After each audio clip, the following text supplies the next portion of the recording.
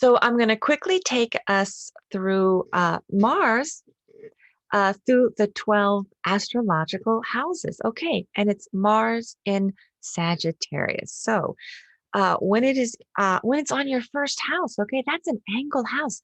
That means it's going to cross over your ascendant, and that is fearless energy. Anytime Mars is in your first house, it picks up Aries energy because Aries is connected to the first house. So that's why you want to be more fearless. You don't have to be, if you're not it doesn't mean you have to be this wild and crazy person, but you definitely want to be more fearless than you normally are. Okay. It's a time to, and with Sagittarius, you're going to want to really stretch yourself and, outside the comfort zone of the first house is who am I? It's the who am I house.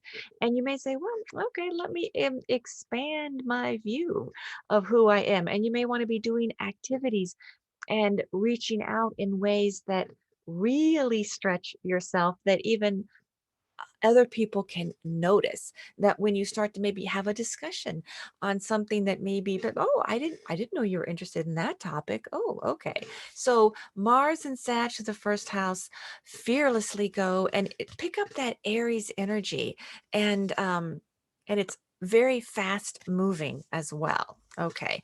Now, the second house, that's the house of values. And Mars and Sag, I mean, Sag is all about what are your beliefs, right? What is your message? And so think about, and Venus and Capricorn right now, Venus, that's connected to the second house. Reconnect to your values because the ruler right now of this house in general is retrograde. So we're going to RE it, we're going to reconnect. Okay. And I should say in the first house, it's larger than life energy, Sag. So it's that can mean allow your personality to, really just show yourself at that point. Okay, third house, the house of ideas. So Mars is energizing that house if Mars is in your third house by transit.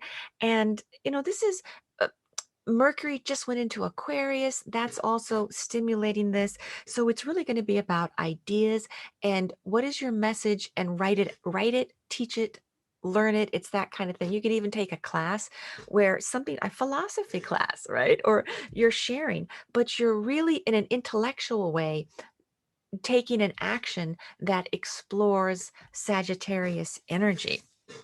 Okay, now at the bottom of the chart, ooh, that's a very sensitive part. And that, we have issues of family. Okay, Mars can shake things up a bit it down there at the bottom of the chart. However, in Sag, it's saying, okay, you may have real differences within your family. At least try to be tolerant. And this is the other thing that can happen. I just saw a couple of movies. I just saw Where the Millers, and that basically is where it's a Jennifer Aniston movie, and she's with Jason Sudeikis. Oh, he's so funny, and Emma Roberts and a lot of people. And it's basically they form a family, and they're not really a family, a biological family. And so the whole point of that is family is what you make it. That's Sagittarius. That's inclusion, tolerance, being with people who are different, and creating some kind of whole out of very different parts. And so that would be a Mars and Sag in your family house. That would be that. That was really beautiful. And you know what? Jennifer Aniston has Aquarius, Sun, Sag, Moon. We've been talking a lot about that's a beautiful combination right now of that energy. Then I also saw Waterboy, and that was really where a mother was intolerant of her son. That would be Mars and Sag down there in that house, shaking things up, making you aware of all the differences in your family. Okay. So face those head on. Okay. I even think Sandra Bullock in an interview talked about family is what you make it, in reference. I think she was talking to Ellen DeGeneres in reference to that beautiful movie, The Bird Box or whatever. So that's a big theme. Mars and Sag, you put together what you want. Yeah. And you're tolerant then. Okay, now, ooh, okay. The next house is the really fun house, okay? And that is, Mars in Sag, and that's the house of romance, the house of sport. And, that would be really, and creativity. So that would be allow yourself something really, be very optimistic, go for it, Mars and Sag, but also really embrace the difference. Try a new sporting activity. You may be attracted to a very different type of partner, and a creative project might be something that is outside your comfort zone. So it's applying the Sagittarius energy to that house, but you're taking action. It's saying, do something to activate that area when Mars hits it. Okay.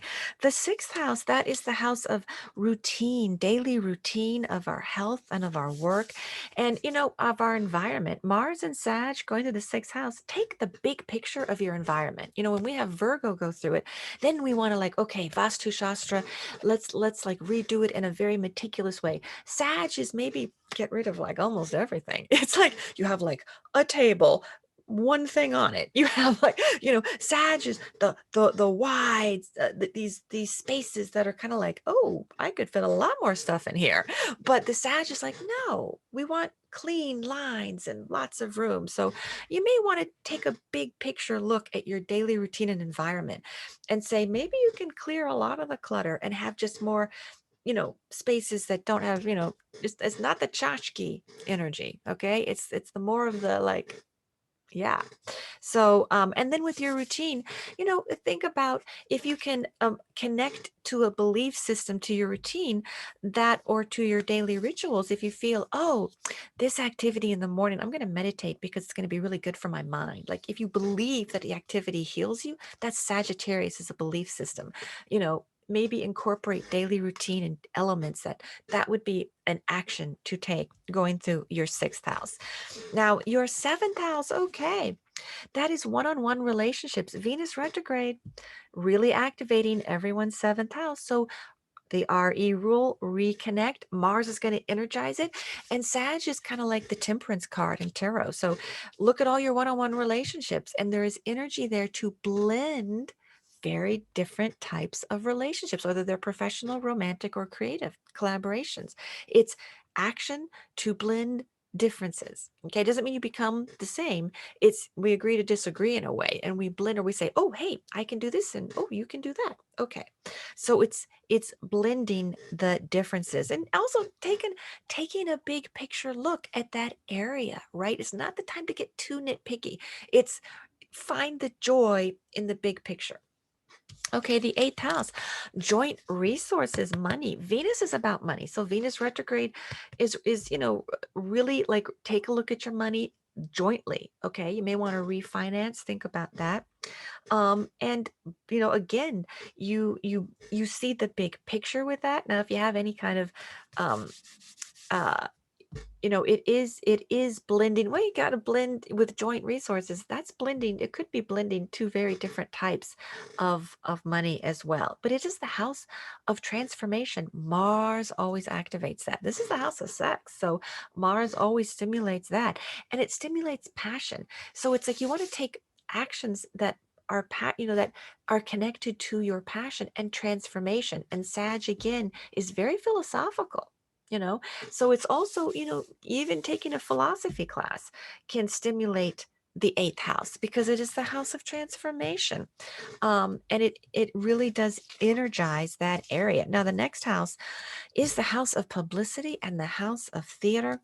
And, I just saw a little interview with Hugh Jackman, and he's on Broadway, Sutton Foster, Music Man, and they had to postpone a few shows, but that's the house of theater, of musicals, and it's like, and of the joy that brings, right? The joy of that of the singing and all of that, and of the expression. So it's connected to other houses, but that is really about publicity, publishing, writing, and then, putting on a show. So, you know, just go watch a show, and it's kind of hard right now, but you can watch them on tape. I mean, I watched his Oklahoma on tape, on video. I didn't get to see it in person. It's one of the best things I've ever seen.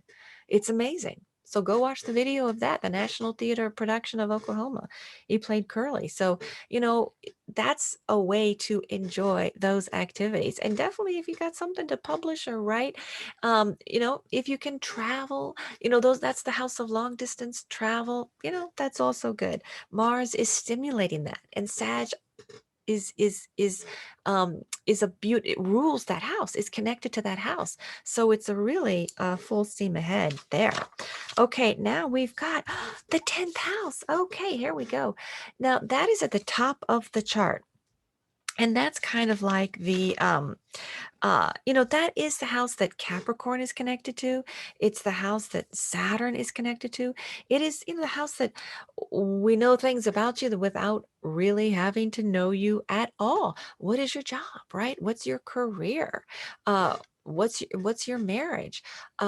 Your parents, things like that. So that is going to be stimulated. You go ahead and you have individual initiative with that house because that is an angle house. So that is an important house. Now, Sag can be, again, you have to blend. There are these questions of you're going to encounter differences, but you also have the energy to blend those differences. But anytime Mars is up there, you really do want to go ahead. Sometimes you have a little competition. You have somebody really, no matter what sign it's in, coming at you. With Sag, it could be something very different. So just blend the energy. We've got the beautiful Venus in Capricorn, which is a very stable Venus. So we've got that nice, elegant Capricorn energy to kind of help us get through all of that. And I think of, I was watching an interview with Ari Melbourne. He was like saying, know what you know and know what you don't know. With the sun and moon and, with that new moon in Capricorn, that's classic. And that's the house that rules. So with Mars there and Sag's belief is philosophy, make sure you're talking about what you know and then let the other person share that belief of what they know. It's like we always want to, because we can get a little overconfident with Sag energy, and we can, so we want to make sure that we stick to that. Now, okay, we got two more houses. All right, we got the 11th house, house of friends, and hopes and dreams and organizations to which we belong. And this showed up in our beautiful reading, right? Okay, so Mars there is like, yeah, you got energy for all of those, and Sag is, yeah, inclusiveness, right? And it can also be, it's like sci-fi, it's philosophy, it's maybe dealing with organizations that are Sagittarius, or travel, right? Travel with friends if that's possible. Broaden the horizons with Sagittarius, and you take those actions in that area. Okay, yeah. Now we've got, oh, you know what else? Look at this. You've got a friend. Okay. And so think about that. I mean, that's the beautiful, yeah, James Taylor, you've got a friend, that song. So you have energy for your friends, all right? And in a Venus retrograde, reach out, reconnect with all your relationships, right? Yeah. Okay. That's beautiful. Now, the 12th house, here we go. Okay. Sagittarius, anytime Mars, it's going to activate. This is the house of transcendence. So it's going to activate that desire. So definitely incorporate meditation, anything spiritual it supports. And Sagittarius can be very spiritual because it's about a belief system. There's a message, right? And there's joy. So think about what are some activities that you can actively take where you really feel, yeah, free to explore your spirituality and it's quiet time too. It's like it's reflective. So in a Venus retrograde with a solstice, winter solstice, it's very, you can just kind of take a breath. Even though it's Mars, you're going to go forward. It's a very, I think, a pleasant transit. Mars can be tricky through this house. It's also the house of secrets. So no matter what, secrets can also bubble to the surface. And we got the Scorpio card in our reading. But Mars and Sag, I like in this house. I really do. Okay, so that is it's just a quick think about Mars and Sag going around the chart. Okay, it's activating that area of experience. So everything we talk about, what Mars is, taking action, and then what Sag is, the inclusiveness, you're going to take those actions according to that area.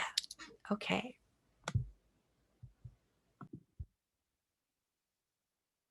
And remember when Mars is on an angle transiting. So when it transits your first house, when it's at the bottom of your chart, when it goes above the horizon into your seventh house, when it hits the top of your chart, it really makes things happen because Mars, like an angle, is very active. So it's like a double whammy. So really pay attention in your first house.